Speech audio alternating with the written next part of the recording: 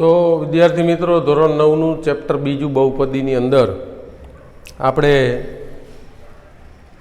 બહુપદી અને બહુપદીના અવયવ વિશેની વાત કરી કે ભાઈ કોઈ પણ આપેલો અવયવ છે એ બહુપદીનો અવયવ છે કે કેમ. તો એનો અર્થ એવો થયો કે આપણે જે બહુપદી છે એ બહુપદી જે આપેલી હોય એના આપણે અવયવ પાડવાના છે. બરાબર છે. કોઈ પણ અવયવ છે કે કેમ એ ચકાસવાની વાત તો આપણે જોઈ લીધી કે ભાઈ આ એનો અવયવ છે કે કેમ, પણ એ બહુપદી છે એના અવયવો કઈ રીતે પાડી શકાય. અવયવો પાડવા એનો મતલબ કે એના શૂન્ય શોધવાય. બરાબર છે કે બહુપદી છે એના અવયવ પાડીએ એનો મતલબ કે એવી એક્સની બે કિંમતો આપણે શોધીએ કે જે આપેલી બહુપદીમાં મૂકીએ તો બહુપદીની કિંમત શૂન્ય મળે.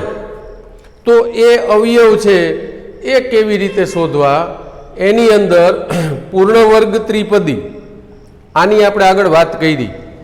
બરાબર છે. આગળના ધોરણમાં પણ તમે પૂર્ણવર્ગ ત્રિપદીના અવયવ વિશે વાત કરી ગયા, શીખી ગયા. અહીંયા આપણે જે છે ત્યાં પણ આવતું હતું અને છતાં અહીંયા પણ આવે છે અને 10મા ધોરણમાં પણ આને લઈને અવયવીકરણની વાત આવશે.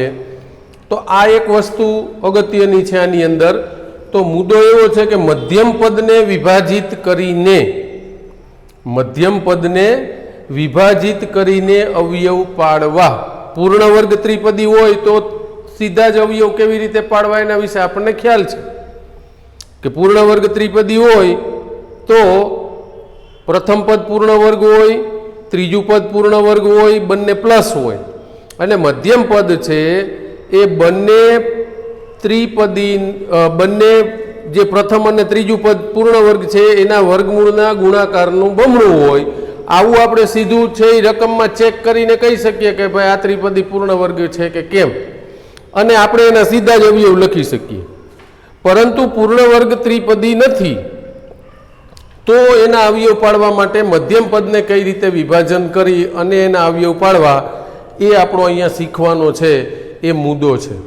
તો એના માટે આપણે એવું લઈ લઈએ કે ભાઈ આપણી જે દ્વિઘાત બહુપદી છે એને આપણે પ્રમાણિત સ્વરૂપમાં આ રીતે દર્શાવી શકીએ. બહુપદીની અંદર એટલે સમજો કે ત્રિઘાત પણ હોય, ચતુર્ઘાત હોય, બહુપદીમાં બધાયમાં આવે.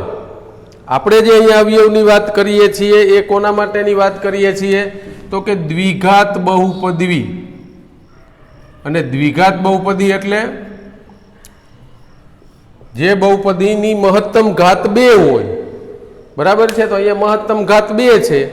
તો દ્વિઘાત બહુપદીને આપણે પ્રમાણિત સ્વરૂપમાં દર્શાવવી હોય તો આપણે આવી રીતે દર્શાવી શકીએ કે ax વર્ગ વત્તા bx વત્તા c.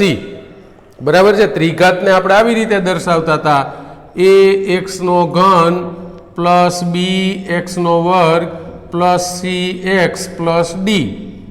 તો આ છે એ આપણી ત્રિઘાત બહુપદી હતી. ચતુર્ઘાતને બતાવીએ તો ax ની 4 ઘાત વત્તા bx નો ઘન વત્તા cx નો વર્ગ વત્તા dx પ્લસ e. તો આ રીતે બહુપદી છે દ્વિઘાત છે કે ત્રિઘાત છે એ તો આપણે આગળ શીખી ગયા કે એના ચલની મોટામાં મોટી ઘાત કેટલી છે એ બહુપદીની ઘાત તરીકે ઓળખાય. આની ચર્ચા પ્રાથમિક આપણે આગળ કરી ગયા. અત્યારે આપણે જે અવયવકરણની વાત કરીએ છીએ એની અંદર આપણે કોની વાત કરીએ છીએ તો કે દ્વિઘાત બહુપદીની. ત્રિઘાત બહુપદીની પણ આવશે, પણ અત્યારે આપણે જે ચર્ચાનો મુદ્દો છે એ છે દ્વિઘાત બહુપદી. તો દ્વિઘાત બહુપદીને પ્રમાણિત સ્વરૂપમાં કઈ રીતે દર્શાવી શકાય તો કે ax વર્ગ વત્તા bx વત્તા c. દાખલા તરીકે અહીંયા આપણી એક રકમ ઉદાહરણ માટે છે કે 12x વર્ગ ઓછા 7x વત્તા 1. તો આનું આવું સ્વરૂપ છે. આના આધારે આપણે છે એ જોઈ શકીએ કે અહીંયા આપણી પાસે x વર્ગનો સહગુણક એને આપણે શું કહીએ a. તો અહીંયા કેટલો છે 12. તો a બરાબર કેટલા છે તો કે 12 છે. x નો જે આગળ સહગુણક હોય એને b કહેવાય. તો x નો સહગુણક શું છે તો કે -7. જુઓ અહીંયા નિશાની સાથે જરા યાદ કરજો, કારણ કે મૂળભૂત જે સ્વરૂપ છે બહુપદી દ્વિઘાત બહુપદીનું એમાં 3 પદની જે નિશાની છે એ પ્લસ છે. આપણને જે રકમ આપી હોય એની અંદર જેની પણ નિશાની માઇનસ વાળું હોય તો આપણે એ જે સહગુણકો છે એ બી અને સી એ જ્યારે દર્શાવતા હોય ત્યારે એની અંદર જ આપણે નિશાનીને માઇનસ તરીકે જોવાની, કારણ કે મૂળભૂત સ્વરૂપમાં ક્યાંય નિશાની માઇનસની નથી. તો એક્સ વર્ગનો સહગુણક એટલે એ, અહીંયા +12 છે તો 12. એક્સનો સહગુણક એટલે બી, અહીંયા એક્સનો સહગુણક છે -7 એટલે માઇનસ, અહીંયા પ્લસ હોત તો પ્લસ લખાય. અને અચળ પદ છે સી પ્લસ, તો સી બરાબર કેટલી કિંમત છે તો કે 1. તો આ રીતે કોઈ પણ દ્વિઘાત બહુપદીને તમે એના જે મૂળભૂત સ્વરૂપ છે દ્વિઘાત બહુપદીનું એની સાથે સરખાવીને આસાનીથી તમે એ અને બી અને સી એ ત્રણેય સીધું જોઈને રકમમાં જોઈને નક્કી કરી શકો અને લખી શકો. બરાબર છે. એ મુદ્દો પણ આપણે આગળ બેઝિક ચર્ચા બહુપદીની કરી ત્યારે આપણે મુદ્દાની વાત કરી દીધી. અહીંયા ફરી ઉદાહરણ તરીકે તો આ એ બી સી, તો કોઈ પણ તમને દ્વિઘાત બહુપદી આપેલી હોય ત્યારે તમે એના મૂળભૂત સ્વરૂપ સાથે સરખાવી અને તમે એ બી સીની કિંમત સીધી લખી શકો. હવે આપણે વાત કરવાની છે મધ્યમ પદના ભાગ પાડવાની. તો કેવી રીતે મધ્યમ પદના ભાગ પાડશું? કારણ કે આપણે સામાન્ય અવયવ કાઢવાની રીત શીખી ગયા. આપણે આગળના ધોરણમાં બહુપદી હોય તો એમાંથી સામાન્ય, પણ આપણને ખ્યાલ છે કે સામાન્ય કાઢવા હોય તો બેની જોડ બનાવવી પડે, બેની જોડ બનાવવી પડે. એટલે કાં બે પદ હોય તો એ બેમાંથી કંઈક સામાન્ય નીકળે, પછી તો કે 4 પદ હોય તો બેની બે જોડ બનાવીને એમાંથી કંઈક સામાન્ય નીકળે, 6 પદ હોય તો એમાં બેની 3 જોડ બનાવીને એમાંથી સામાન્ય નીકળે. પણ અહીંયા તો કેટલા પદ છે આપણી પાસે? 1 2 અને 3. કેટલા છે? 3. તો 3 માંથી તો આ 2 માંથી લેવું કે આમાંથી લેવું? એનો મતલબ કે 3 માં છે એ સામાન્ય અવયવની રીત છે એ આપણે લાગુ કરી શકતા નથી. તો શું કરીએ? તો કે 3 પદના 4 પદ બનાવીએ. 3 ના કેટલા બનાવીએ? 4. તો કે કેવી રીતે બને? તો કે જે મધ્યમ પદ છે પહેલું અને ત્રીજું, એટલે કે પહેલું અને છેલ્લું, એમાં કંઈ કરવાનું નથી. માત્ર જે મધ્યમ પદ છે એ મધ્યમ પદના આપણે છે એ શું કરવાના? વિભાજિત, એટલે શું કરવાનું? તો કે ભાગ પાડવાના છે. અને એ એક જે પદ છે -7x એને 2 પદના સરવાળા કે બાદબાકી તરીકે આપણે લખવાનું છે. એટલે મધ્યમ પદ વિભાજિત થઈ 2 ભાગમાં વિભાજિત થઈ જાય. એકમાંથી કેટલા થઈ ગયા? 2. આ 2 તો છે એટલે 2 ને 2 4, એટલે આપણે 2ની જોડી બનાવી અને એમાં સામાન્ય અવયવની રીતનો ઉપયોગ કરી શકીએ. તો આપણો જે મુદ્દો છે કે મધ્યમ પદને વિભાજિત કરવું, તો એના માટેની શરત શું છે અથવા એના માટેનો નિયમ શું છે એને બરોબર સમજવાનો છે. કે મધ્યમ પદને વિભાજિત કરવાનું છે, વાત સાચી, પણ કઈ રીતે કરવાનું છે? તો કે a ગુણ્યા સી, a ગુણ્યા સી, એ એટલે પ્રથમ પદનો સહગુણક, સી એટલે છેલ્લા પદનો સહગુણક. તો તમારે પહેલું કામ શું કરવાનું? તો કે એ અને સી નો ગુણાકાર કરવાનો. પહેલું કામ તો શું કર્યું તમે? તો કે જે દ્વિઘાત બહુપદીનું પ્રમાણિત સ્વરૂપ હતું એની હારે તમે સરખાવી દીધું. એના આધારે તમને ફટાફટ એ બી સી મળી ગયા. મળી ગયા પછીનું સ્ટેપ છે કે એ અને સી નો ગુણાકાર કરવાનો. તો એ કેટલા છે? તો કે 12. અને સી કેટલા છે? તો કે 1. કેટલો ગુણાકાર થયો? તો કે 12. તો આપણે વાત કોની કરીએ છીએ? મધ્યમ પદને વિભાજિત કરવાની. પણ મધ્યમ પદને વિભાજિત કરવા માટેની શરત જે છે એમાંની આ પહેલી શરત છે. આને ખાસ યાદ રાખજો. બરાબર? કે એ ગુણ્યા સી કરવાનું એટલે આપણને એક રકમ મળશે, કારણ કે એ અને સી તરીકે અચળાંક જ હોય સહગુણક તરીકે, એટલે આપણને કોઈ સંખ્યા જ મળશે, એમાં ચલ નહીં મળે. તો કોઈ પણ ગુણાકાર મળે. અહીંયા 12 ને 1 છે, દાખલા તરીકે 4 ને 5 હોય તો 4 5 ને 20, આવી કોઈ પણ સંખ્યા તમને મળશે. એ અને સી નો ગુણાકાર કરતા આપણને એક સંખ્યા મળશે. બરાબર છે? હવે જે બીજું સ્ટેપ છે એની અંદર આપણે શું કરવાનું છે? તો કે આના એવા ભાગ પાડવાના છે. 12 જે આપણી પાસે ગુણાકાર આવ્યો, આના આપણે એવા ભાગ પાડવાના છે. 2 ભાગ પાડવાના છે જે અવયવની અંદર આપણે જોઈ ગયા. બરાબર છે? કે એવી કઈ 2 સંખ્યાઓ છે કે જેનો ગુણાકાર 12 થતો હોય? પહેલા સ્ટેપમાં જોયું એ અને સી નો ગુણાકાર કરી અને એક સંખ્યા મેળવવાની, આ પહેલું સ્ટેપ આપણે યાદ રાખવાનું. હવે બીજું સ્ટેપ કે જે આપણને ગુણાકાર સ્વરૂપે સંખ્યા મળી છે એ સંખ્યાને બે સંખ્યામાં વિભાજિત કરવાની છે. કે અહીંયા 12 આવ્યા તો એવી કઈ સંખ્યાઓ મળે છે કે જેનો ગુણાકાર 12 થાય? તો આપણે અવયવની અંદર જોઈ ગયા કે ભાઈ 12 એકુ 12 થાય, બરાબર, 6 દુ 12 થાય, 4 તેરી 12 થાય અને 3 ચોક 12 થાય. બે એકનું એક જ છે, બરાબર. તો 12 એકુ 12, 6 દુ 12, 4 તેરી 12, 2 છક 12, પણ એ 2 છક 12 કે 6 દુ 12 બે એક જ છે. 4 તેરી 12 કે 3 ચોકુ 12 એક જ છે. તો આપણને છે એ આવા 3 વિકલ્પ મળે છે કે જ્યાં ગુણાકાર છે એ 12 થાય છે. એવી બે સંખ્યાઓ મળે છે 12 ના અવયવની અંદર કે જેનો ગુણાકાર 12 થાય છે. તો હવે આપણે ખાસ યાદ એ રાખવાનું છે કે આપણો જે એ અને સી નો ગુણાકાર આવ્યો એ જે સંખ્યાના ભાગ પાડવાના છે. હવે જુઓ અહીંયા 12 ની જગ્યાએ બે ભાગ પડી ગયા, 12 અને 1, 6 અને 2, 4 અને 3 ભાગ પડી ગયા. પરંતુ કયો ભાગ પસંદ એમાંથી આપણે કરવાનો છે એ ખાસ જોઈ લઈએ. તો કે ગુણાકાર 12 થવો જોઈએ, તો કે આ ત્રણેયમાં ગુણાકાર 12 થાય છે. તો કે ગુણાકાર 12 થાય છે તો એ ત્રણેયમાંથી એવો કયો ભાગ પસંદ કરવાનો છે? એના માટે ખાસ યાદ રાખો એક વસ્તુ કે જો ત્રીજું પદ પ્લસ હોય, અહીંયા દાખલા તરીકે આપણું ત્રીજું પદ છે એ કેવું છે? પ્લસ હોય અથવા તો માઇનસ હોય. બે જ વિકલ્પ હોય કે ત્રીજું પદ કેવું હોય તો કે પ્લસ હોય, અથવા ત્રીજું જે પદ છે એ કેવું હોય તો કે માઇનસ હોય. બે વિકલ્પ છે, બરાબર છે. તો ભાગ પાડવા અહીંયા સુધીની પ્રક્રિયા થઈ ગઈ કે એ અને સી નો ગુણાકાર કરવાનો. ગુણાકારના અંતે આપણને એક સંખ્યા મળશે. એ સંખ્યાના તમારે બે સંખ્યાઓમાં કેટલા વિકલ્પમાં ભાગ તરીકે મળે છે એ જોઈ લેવાનું કે ભાઈ અહીંયા મને 12 મળ્યા તો 12 એકુ 12, 6 દુ 12, 4 તેરી 12. મને આવા 3 વિકલ્પ મળે છે કે જેમાં બે ભાગનો ગુણાકાર 12 થતો હોય. તો હવે આ તો મારી નજર સામે છે, પણ હવે આમાંથી કયો ભાગ મારે સિલેક્ટ કરવો એના માટે આપણે થોડી સમજણ મેળવી લઈએ. તો એના માટે તમારે જોવાનું કે ત્રીજું જે પદ છે એ જો પ્લસ હોય તો શું જોવાનું? તો કે બંને ભાગનો સરવાળો કરવો. અને ત્રીજું પદ માઇનસ હોય તો શું કરવાનું? તો કે બંને ભાગની બાદબાકી કરવી. આ ખાસ યાદ રાખજો. જો ત્રીજું પદ પ્લસ હોય તો બંને ભાગનો શું કરવાનો છે? સરવાળો.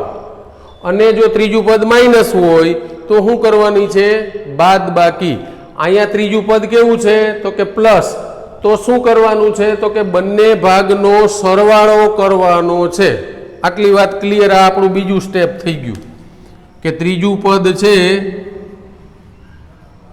પ્લસ હોય તો બંને ભાગનો સરવાળો કરવો. બંને ભાગનો સરવાળો કરવો. અને જો ત્રીજું પદ માઇનસ હોય તો બંને ભાગની શું કરવાની? બાદબાકી. બંને ભાગ એટલે કે જે ગુણાકારના બે સંખ્યામાં વિભાજિત કર્યા ક્યાં ક્યાં ભાગ આવ્યા એ નજર સામે લખ્યું છે, તો દર વખતે દાખલા પ્રમાણે કરવાનું. તો હવે આમાં આપણે જોઈએ કે 12 અને 1 બે ભાગ છે. હવે સરવાળો કરીએ તો 12 ને 1 કેટલા થાય? તો કે 13 થાય, બરાબર. અહીંયા 6 અને 2 ભાગ તરીકે સરવાળો બેયનો કરીએ તો 6 ને 2 કેટલા થાય? તો કે 8. અહીંયા 4 અને 3 ભાગ છે, બેયનો સરવાળો કરીએ તો કેટલો થાય? તો કે 7, બરાબર. તો હવે તમારી પાસે એક વસ્તુ આવી ગઈ કે આનો સરવાળો 13, આનો સરવાળો 8, આનો સરવાળો 7. આપણે કયો ભાગ પસંદ કરવાનો છે? તો કે આપણા મધ્યમ પદની અંદર કઈ સંખ્યા છે? બી તરીકે શું છે? એ જે સંખ્યા હોય ઈ આમાંથી કયા ભાગમાં આવે છે? ઈ ભાગ આપણે પસંદ કરવાનો છે.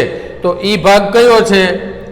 તો કે 7 વાળો. એનો મતલબ કે આપણે આ વિકલ્પ કે આ વિકલ્પ પસંદ કરવાનો રહેતો નથી. આ વિકલ્પ કે આ વિકલ્પ પસંદ, કારણ કે આમાં સરવાળો 13 થઈ જાય છે, આમાં સરવાળો 8 થઈ જાય છે.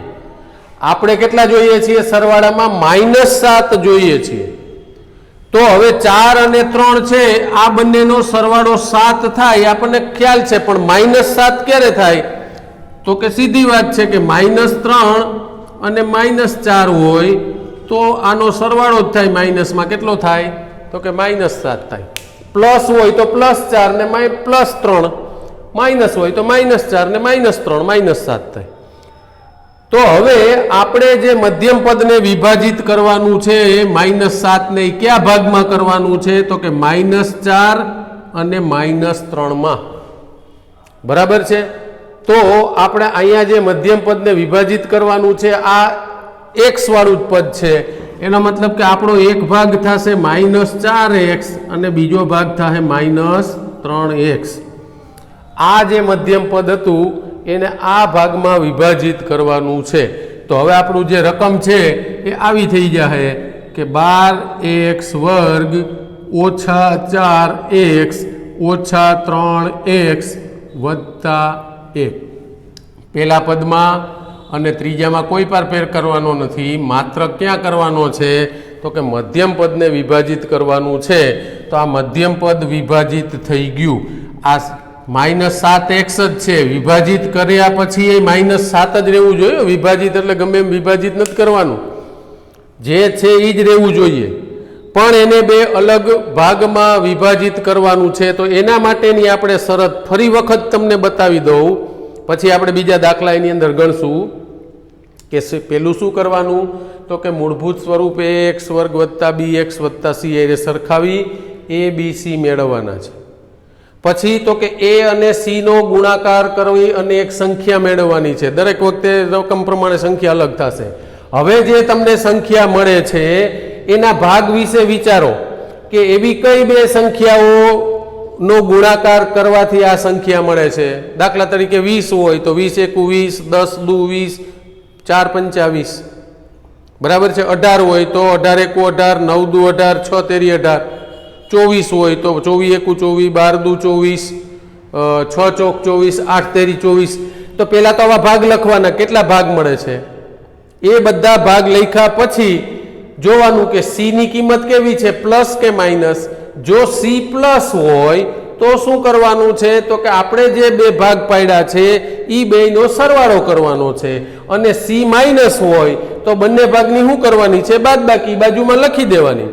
પછી જોવાનું કે હવે આપણું જે બી છે એટલે કે જે મધ્યમ પદ છે એ સરવાળા કે બાદબાકીમાં કયા ભાગમાં આવે છે એ ભાગ અહીંયા પસંદ કરવાનો છે. પછી 4, 5, 6 ભલે ગમે એટલા ભાગ પડતા હોય, આપણે તો એમાંથી કયો લાગુ પડે? એકમાત્ર એક, આપણી શરતને આધીન.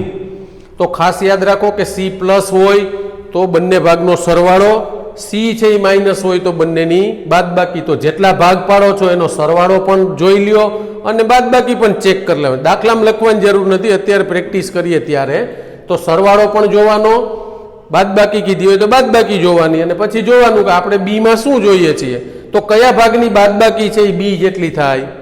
તો એ બે ભાગ આપણે પસંદ કરી અને મધ્યમ પદની જગ્યાએ મૂકવાના.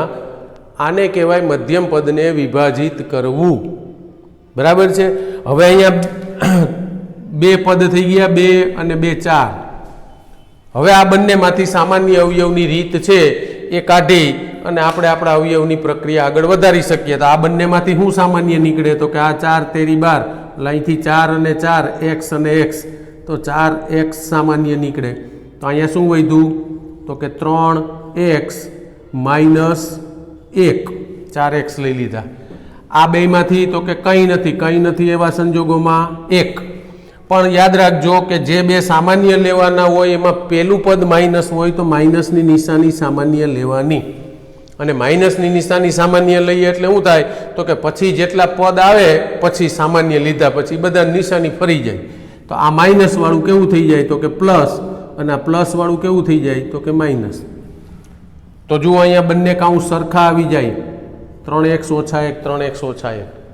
આ બંને જે આવ્યા સામાન્ય એને સામાન્ય કાઢી લ્યો, પછી શું વધ્યું બંનેમાં એને બીજા કાઉન્સમાં મૂકો તો 4x - 1.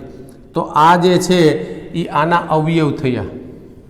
આના આધારે આપણે એક્સની કિંમત મેળવી શકીએ કે 3x ઓછા 1 બરાબર 0, તો એક્સની કિંમત શું મળે, ને 4x ઓછા 1 0, તો એક્સની કિંમત શું મળે.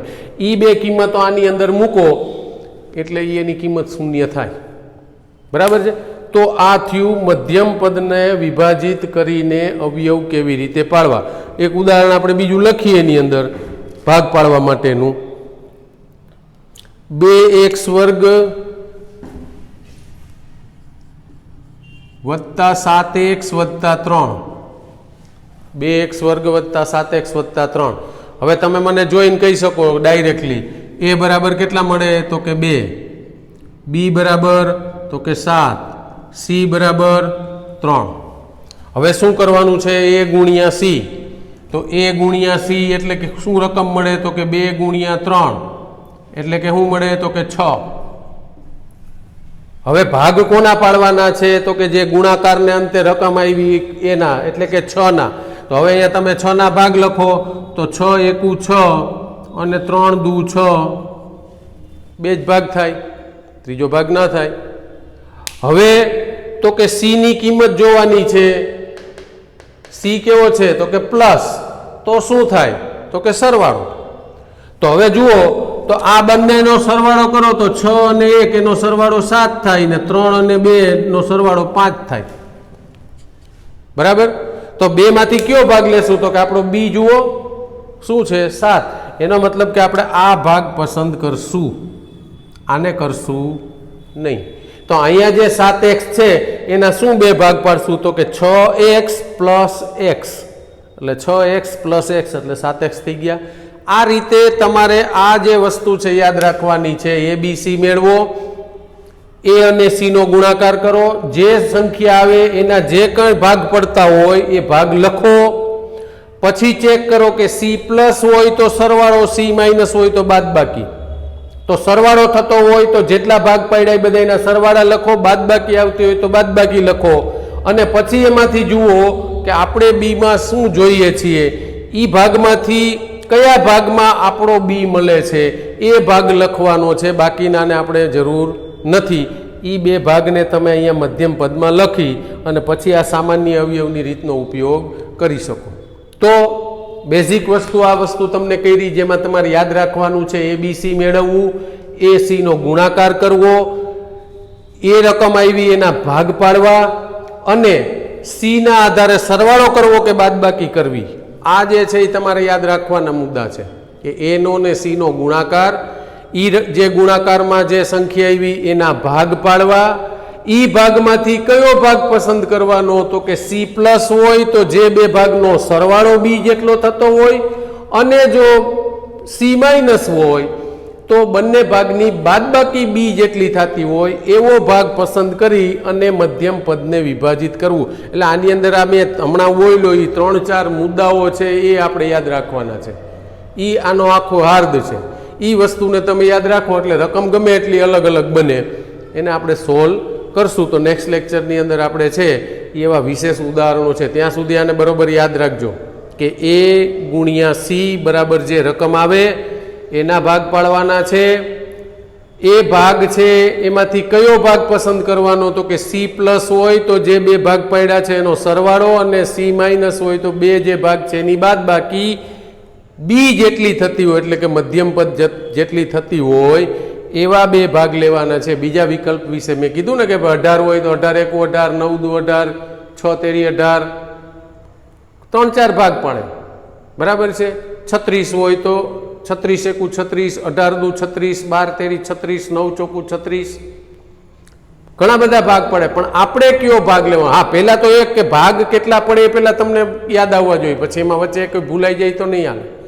તો એ ભાગ પાડવાના, એ ભાગમાં c ના આધારે સરવાળો જોઈએ છીએ કે બાદબાકી, એ જેટલા ભાગ પડ્યા એમાંથી કયા વિકલ્પમાં ફિટ બેહે એને આપણે મધ્યમ પદ તરીકે લેવાનો. તો આટલા જે મુદ્દાઓ છે જો તમે સરસ રીતે યાદ કરશો તો આ અવયવવાળું જે છે, અને બીજું કે આ અવયવવાળું જે છે એ દ્વિઘાત સમીકરણ 10મા ધોરણનું ચેપ્ટર છે 4થું, એની અંદર પણ આ અવયવીકરણની રીત એમાં આવે જ છે. એટલે અહીંયા પણ આપણા માટે બહુ શીખવું જરૂરી છે. છતાં પણ આ બેઝ છે એને યાદ કરો, મુદ્દાઓ યાદ કરો. વિશેષ દાખલાઓ છે એ આપણે આપણા નેક્સ્ટ લેક્ચરની અંદર છે એની ઘણી બધી પ્રેક્ટિસ કરવાના છે. ત્યાં સુધી આના બેઝિક જે નિયમો મેં કીધા એને બરોબર યાદ કરજો.